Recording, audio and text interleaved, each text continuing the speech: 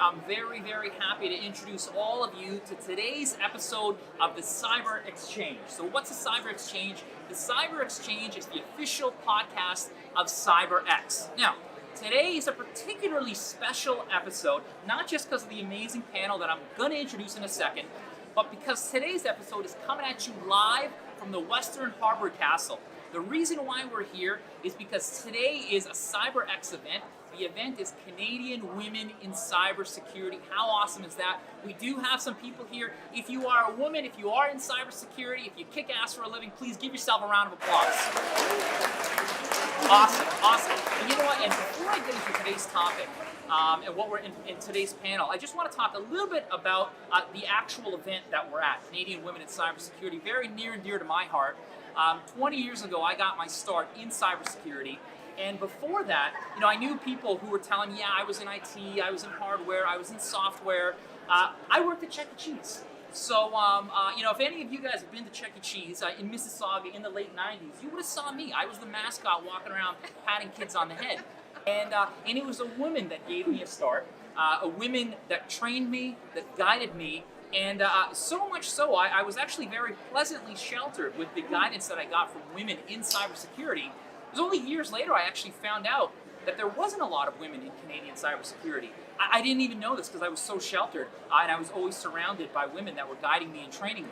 And so I thought, what a shame that is, because I don't know where I would be in cybersecurity. I think I'd still be actually at Chuck E. Cheese, where I was 20 years ago, if not for the women that got me here to this point. So an absolutely crucial event that we're doing today. So anyways, as for today's podcast, we've got a really, really cool theme that we're going to be getting into today's podcast. The theme of today's podcast is, what are the things that we should know about with regards to cybersecurity, but we probably don't? How great is that? I mean, that really is the essence of what cybersecurity is, trying to find out the things that we should know, but that we probably don't. So without any further ado, let me introduce our panel. I'm going to start off with Kat Code. Kat Code, actually, that theme that I mentioned, that amazing theme, was actually her idea.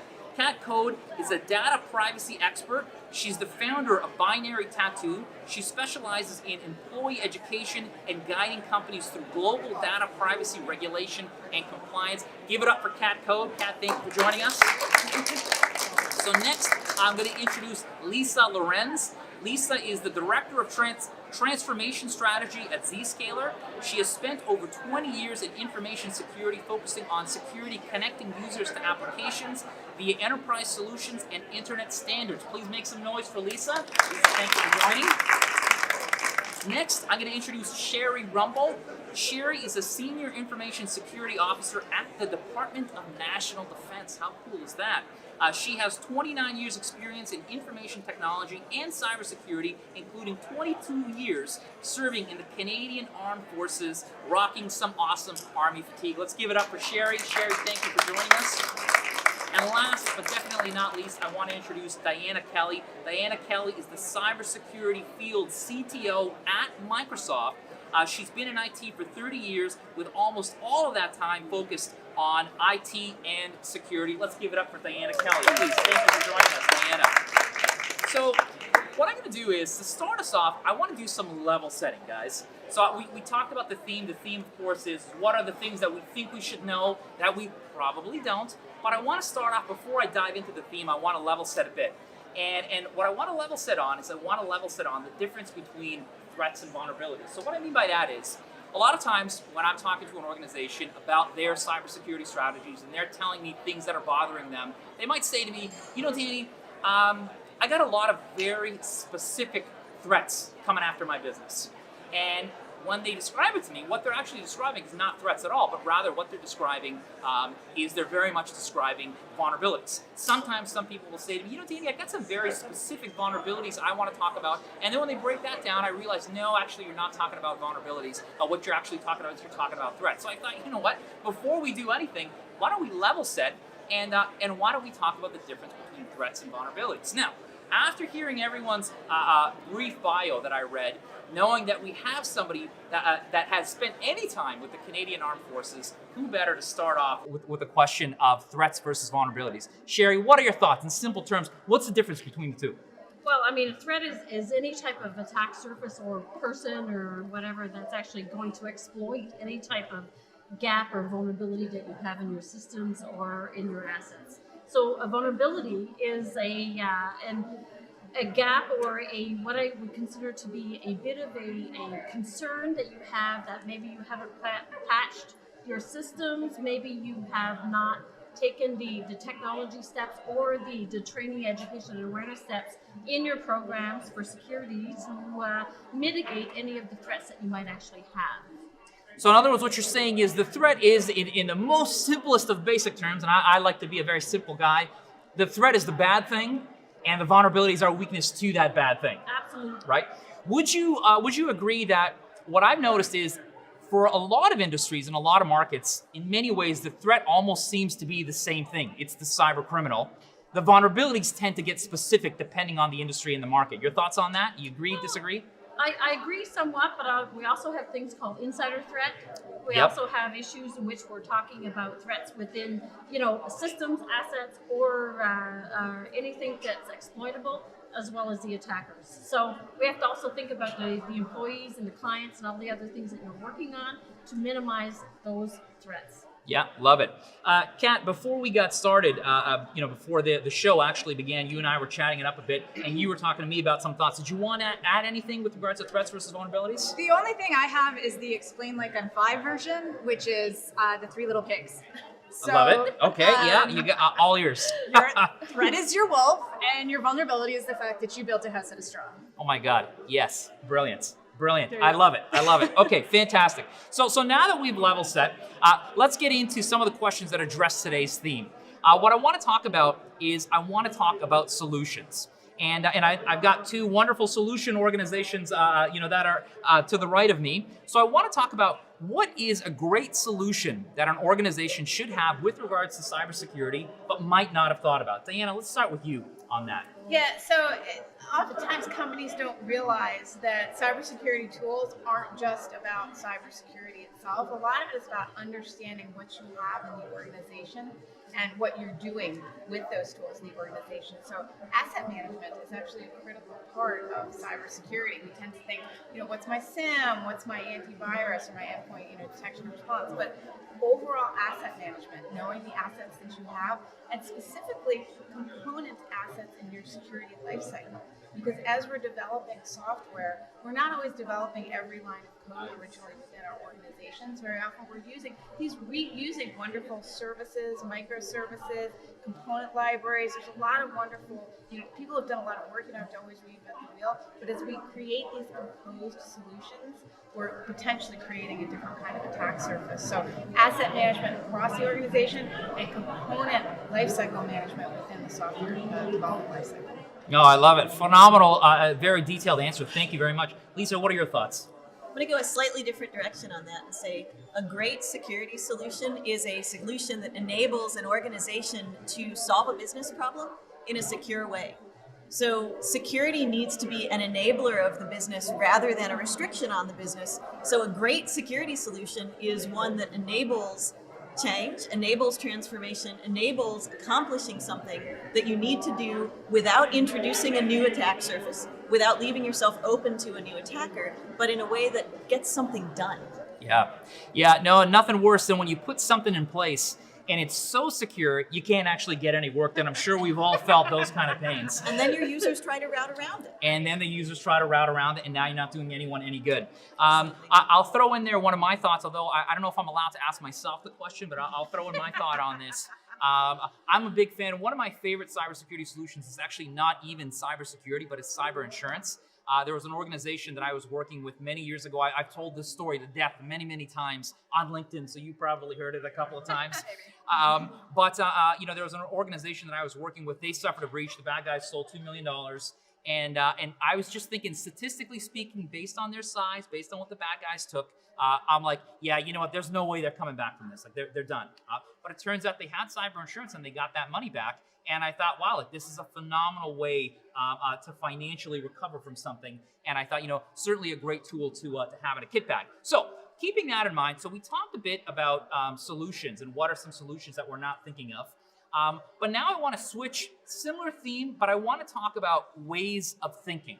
So what is a way of thinking or a philosophy or a mission statement that an organization or a society should have in place with regards to cybersecurity, but they might not be thinking, right? Sherry, what about you? Well, I think that some of the key things is understanding what it is that you're trying to protect. So I mean, everybody knows that there's a sort of a mission statement or a vision in which the organization wants to sort of get to in their security program. So that's one piece to sort of think about when you're looking at what it is that you actually want to protect. Try to look at innovative ways of going outside of the box of actually doing that. So the regular final, we're going to have a security program. We're going to put policy standards, practices in place. We're going to follow those. Try to actually bring in new ideas, innovation to actually get to the mission, get to your vision faster by implementing a network, a collaborative environment. Oftentimes, I find that IT departments and security departments are siloed a little bit. They have their own visions, they have their own ways of doing things, and we don't necessarily go out there and collaborate as much as we should, either with industry, with clients and whatnot. So I would always recommend people do that because you're going to get to your mission or your whatever it is that you're trying to achieve much faster if you do it that way. Yeah, 100%. Kat, what do you think? You think people are siloed the way Sherry described organizations? Yeah, I totally agree. Actually, what I was going to say is creating a better cyber culture within Love your it. company. Yeah. A lot of people here coming out of IT, and we know that exactly as you said, IT does what IT does, and other people are like, it has nothing to do with me. But statistically, what is it, 80-90% of company breaches are caused by human error. So cybersecurity really is for everyone, and everyone does have a role to play in that. Yeah, love it. Don't silo and make sure that it's for everyone. Guys, Diana, Lisa, any thoughts to add to that? I would say that there's a lot of organizations that are focused on security initiatives and they're measuring them based on cost reduction. And so they've got they want to reduce their costs, they want to reduce the bottom line. But one of the things they're not considering is cost avoidance. Yep. If you put in a new solution, you may not be able to reduce your immediate operating costs, but if you can avoid the cost of a breach, or if you can avoid the overhead, the soft cost of operational complexity, of user productivity impact, there are a lot of things that you can consider when you're looking at a cybersecurity initiative that don't necessarily fall into this product costs this much, this other product costs that much. If we were at a less formal event, I would shout preach at every one of these things that you guys. I just want to do that. I gotta do it at preach. Yeah, just want to keep shouting preach. Diana?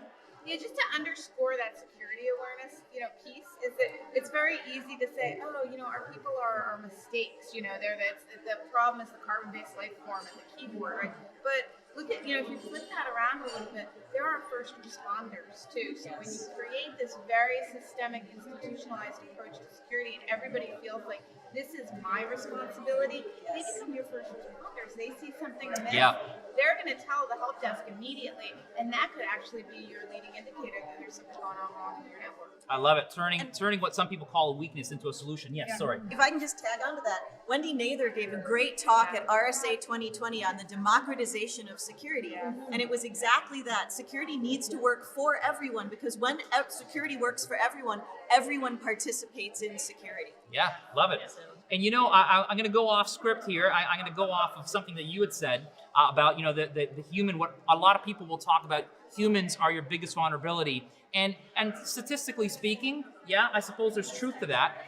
But sometimes the way that they word that, it's almost insulting to the people. It's insulting to the employees. Right. And the thing is, one of the things that we got to remember is humans are not secure by nature. We are actually very secure by nature. I find animals in general. I was taking my dog for a walk by a lake, and these geese, the way they were hissing at us, it was like insane. I'm like, man, this bird's messed up, right? And I looked closer and I saw that there were some babies nearby. And I thought, okay, that's why it's acting like that, because it sees us as a threat and it knows its vulnerability and it's very scared. So when we know something is vulnerable, when we know we need to protect it. So you're in a dark alleyway, you got a wad of cash on you, it's late, you don't feel safe, you don't like the look of the alleyway. You're not gonna be putting your hand in your pocket and counting the money. Why? Because we know that that's what the bad guys want. We know that alleyway is a dangerous place. But when you're in the comfort of your bedroom, Why are you going to think you're in danger? When you don't have cash on you, why are you going to think what we need to teach these people to understand what are the threats, what are the vulnerabilities, then they will be secure because they are secure by nature. So, okay, let's get back. That was phenomenal, guys. I really enjoyed that. What is an industry or a market that really should be concerned with cybersecurity, but probably historically speaking, probably isn't, probably doesn't think the bad guys are there, right? Sherry, why don't we start with you? Well, I mean, I think that everybody's starting to come online with IoT and SCADA systems, and that is still something fundamentally that is not being secured. And I think that across the board, we have a lot of those systems. I mean, with every smart device, somebody had said something at a conference I was at recently, and that they had 53 smart devices that they owned, and none of them have a management console that they can secure all 53 systems. So each one of them are secured individually. Guess what? You probably put some care and attention to 2 or 3, but you're not caring and putting that same amount of effort to 53. That's one human being. So think about that for a company, for an industry, or for something else, and you think to yourself, wow, maybe somebody should be inventing a management console for all of these smart devices that we now have.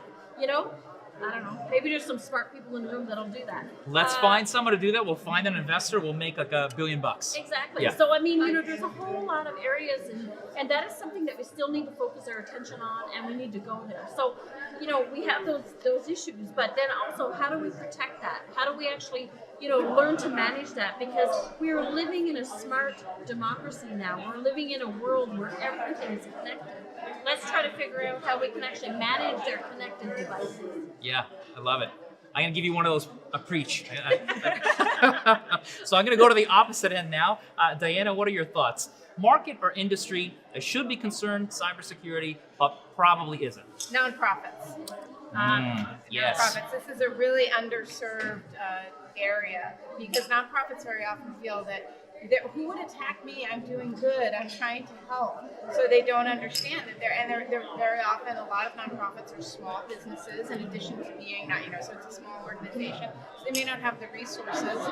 Even larger nonprofits often don't have the resources to put into place to look at their cybersecurity program. And actually, I'm on the board of directors for a small nonprofit called Sightline Security, which is actually a nonprofit to help other nonprofits Love it. with their security specifically because this is just such a big problem, and so just try and help them to be able to strengthen their cyber program. I want to hear more about that offline, but I love it. That's Yeah. awesome.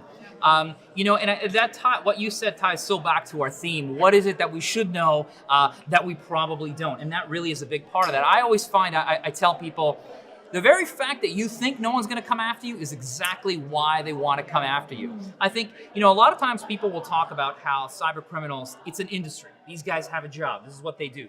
And if you have ever known anyone in sales, I always tell people, ask a salesperson who they like to go after. They'll tell you, yeah, we do like to sell to the big companies and what we call a large target. Every salesperson loves a big sale, but they also love an easy sale.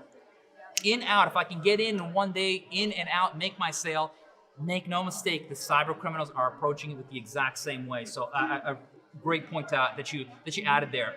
So, well, let's talk then, let's switch just a little bit towards individuals. So we talked about organizations, but let's talk about individuals. What's one of the most important things an individual person should know with regards to cybersecurity, but that they probably don't? Kat, I'll start with you. I think the sheer quantity of information we give away online and put into tools is a massive problem.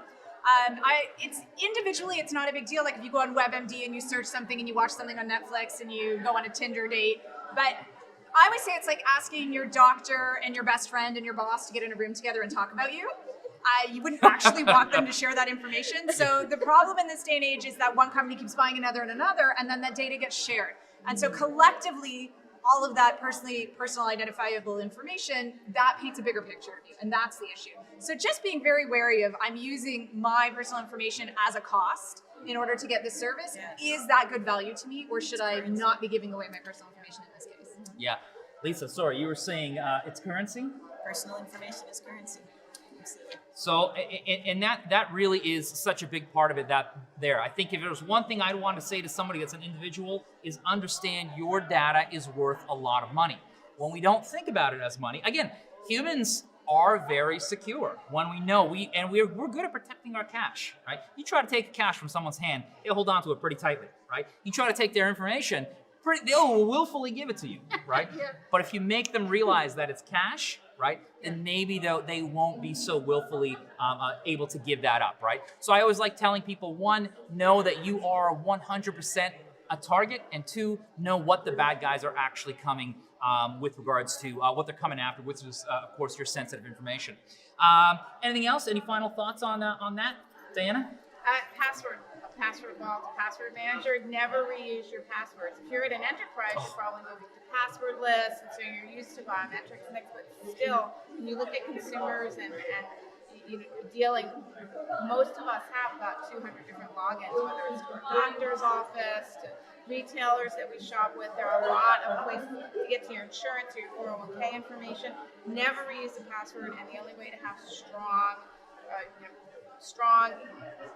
pseudo-random, right, passwords is to use the password manager. So. I love the password. I love what we were saying about passwords. If we remember back to the story about the Disney situation. Disney streaming started, I think it was November 2019. Shortly after, all of a sudden, there's all these stories coming out. Disney accounts were hacked. Disney was hacked. Disney was hacked. Disney was never actually hacked. What happened was there was a Yahoo breach where a bunch of bad guys stole some usernames, they stole some passwords, they sold it on the dark web, and years later, they waited. They bought it. Someone bought it. Somebody waited. And they waited to use them for, I guess, the next big thing that might have usernames and passwords, which was the Disney streaming service. And they thought, let me see how many of these things are still active. And so many of those people, thousands, were still using that same password from all those years back. So it's important, very important to understand, it's not just when your account gets compromised. Remember, it's not just the actual account. The password itself has been compromised. It needs to be abandoned, and you could never come back no matter how much you like. I've had some friends say, okay, but after 3 months, I can use it again, right? No, you really can't. You really shouldn't. From a corporate perspective, those passwords never should have been in plain text. And in that as well. Yeah, no, that's a whole other thing. Excellent point. Yeah, no, absolutely excellent point. While we're on passwords, I'm going to go off script a bit. You talked about the password manager, right? Great technologies. Do you guys see any other technologies, anything coming? I'm asking because I haven't seen anything that I like. But do you see anything that can someday replace passwords entirely, right? Diana? Yeah, passwordless. There are actually enterprises can use passwordless solutions. We use them today at Microsoft, so you can use either a fingerprint or your face. So you use a biometric. It gets the key that comes from the hardware, and you can authenticate that way. So those are real. It's not it's not the future. You can do it today.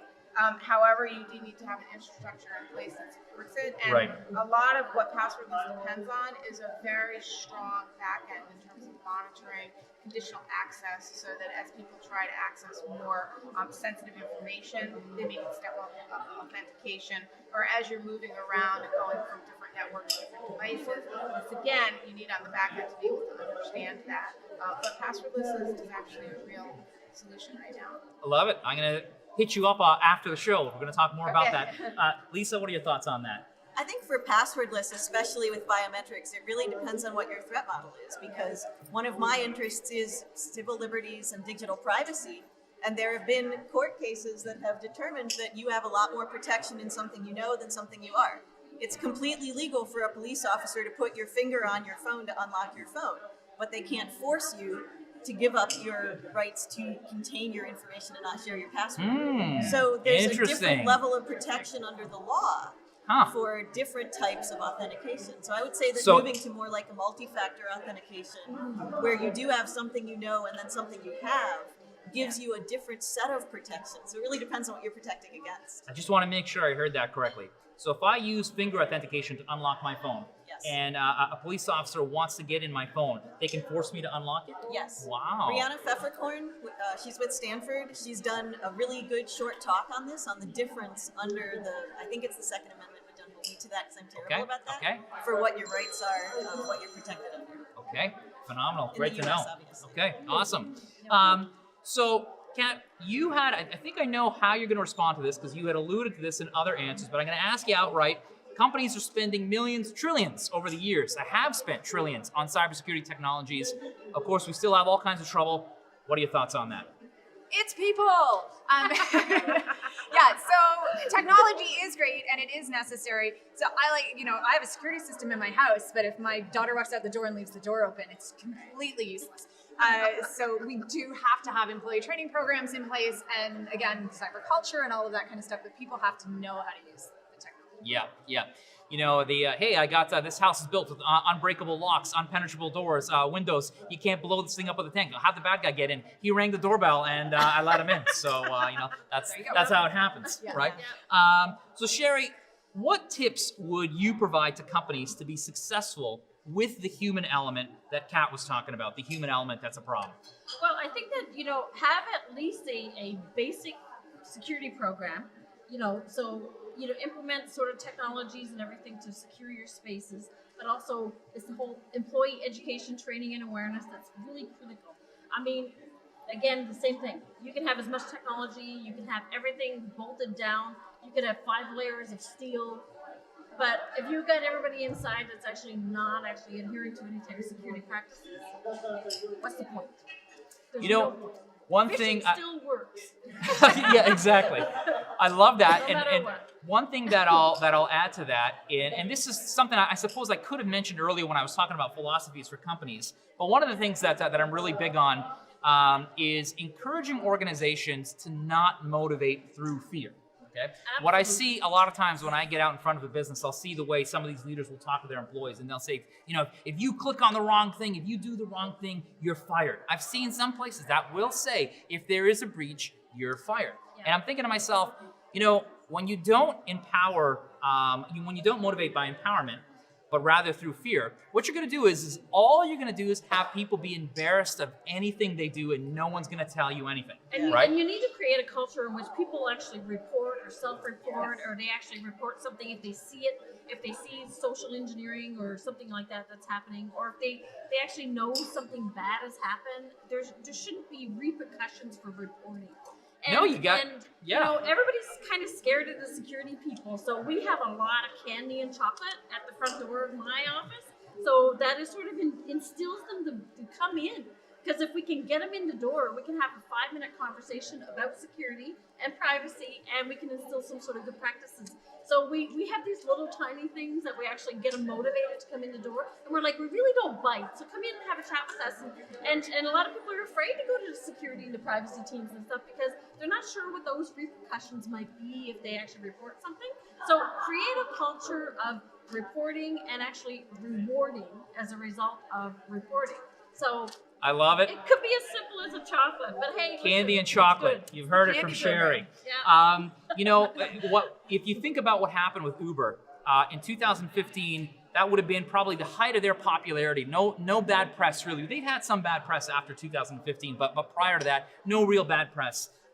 They were suffered a breach. Perpetrators got about $100,000 off that initial breach. They were embarrassed. They did all the wrong things. They didn't tell anyone. Right? As a result, they were fined. And of course, keeping in mind initial crime, $100,000. Of course, we all know the fine was about $148 million. I can't even fathom that, a crime being $100,000, but the fine for doing everything wrong, of course, $148 million. So it's absolutely crucial that we encourage employees to do the right thing. And how do we do that? You heard it from Sherry with candy and chocolate, and we're going to make sure that they do the right thing. So guys, as we start to bring this podcast episode to a close, I figured since we are live from the CyberX event, Canadian Women in Cybersecurity, and of course the purpose of this event is to help encourage more women in cybersecurity, and I'll take it even a step further and say, more people in general in cybersecurity. We keep hearing about how there's a skills gap or a job gap, so many jobs, not enough people to fill them. Well, what do we tell people who are maybe either in school now or not in school, but they're working and they want to change? Someone who's not in cybersecurity, not in the world of cybersecurity, and this is something I'm going to go through, and we're going to ask all of you this question, because I'd love all of your thoughts, but somebody wants to get in. What are your thoughts, tips, advice, anything that fits into that realm? I want to get into cybersecurity. I'm not currently in it. what do I do? Diana, let's start with you.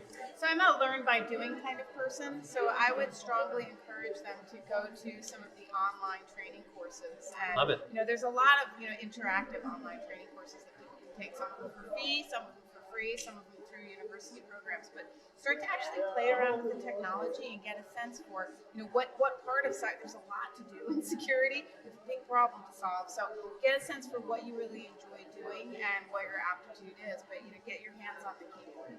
That's the only way to find out what you're going to like is by getting your hands on it. I love it. Lisa? So I have a degree in history. That's my entire academic background. You majored in English. Do you have a technical degree? One technical degree, another technical degree. So it's a good balance. And I worked at Chuck E. Cheese. So. There you go. You don't have to start out with a technical degree to succeed in technology.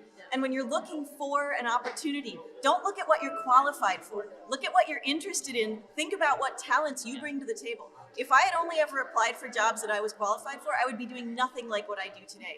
And I think that men are much more confident in pursuing opportunities where they may not be the perfect fit for the job description. And we need to step up and say, hey, look, I have a history degree, but I want to do web development, and then that gets me into web server administration, and then web server security, and then this winding path to get to a point where I'm doing cloud security and digital transformation. So I think not putting yourself in a box, not letting other people put you in a box is one of the most important things. There was a line that you said, I'm going to misquote it, but it was my favorite line. And the line was, if we only did what we were qualified to do, we're really limiting ourselves. I might have made the transition from Chuck E. Cheese to Domino's Pizza, but that really would have been the extent of it. So I really love that. Sherry, thoughts? Well, networking is a key thing. So Love it. like what we say to a lot of students, and we've been doing some seminars now out west with grade 8, 9 students up to university, is that come in, network, get to know what the community looks like, start to meet people, ask key questions, say, what do you do for a living? If I wanted to, this whole pen testing thing is an interesting concept. How would I actually go about being a pen tester? I would say, don't start there, kind of get into analysis or whatever, but I'm always like, try before you buy, right? Yeah, So yeah. get out there Yeah, and similar to what you were learn saying, yeah. what's going on and kind of get a feel for what each of, we have like 52 named professions in cybersecurity now. So 52, really, most people don't even know that there's that many named professions in cyber. So, what is it that you want to do? Ask around, find out what people are doing, go to some of these meetups, hacker meetups, and things like that. And also, the ladies were saying that there's a lot of certifications like Security Plus, CSX Fundamentals by ISACA, and a few others that are not expensive and sometimes often taught for free that will give you exposure to what security looks like. And then maybe you'll get an idea about whether you have something that's a passion project in there. Awesome. Thank you. Kat, why don't you take us home? Oh, wow. Oh, pressure. I think people have to keep in mind that how quickly this industry is evolving, and Yep. the industry is evolving faster than the people can be trained for. So to look at it and say, I don't have the experience in this is ridiculous because nobody has the experience in this. So to launch yourself, as everyone had said, take the skills you have, take the problem solving skills or whatever it is. Maybe you like to write communications and you'd be really good and reach notifications is going to be really popular future career.